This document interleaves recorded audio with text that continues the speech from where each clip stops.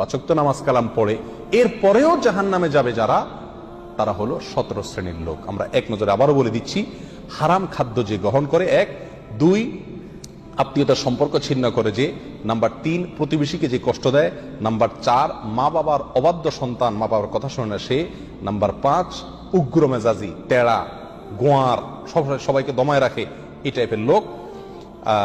Number 6 অধীনস্থদেরকে, প্রজাদেরকে, যে সমস্ত শাসকেরা, যে সমস্ত রাজারা, যে সমস্ত রাষ্ট্রপ্রধানেরা, সরকার প্রধানেরা বা যে যে লেভেলে আছে সে তার প্রজাদেরকে ধোঁকা দেয় যে তারা।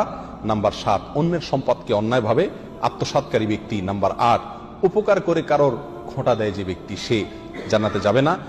নাম্বার 9 চগলখোর ব্যক্তি জান্নাতে যাবে না, মানুষের পিছনে কথা লাগায় বেড়ায় একজনের আরেকজনের কাছে।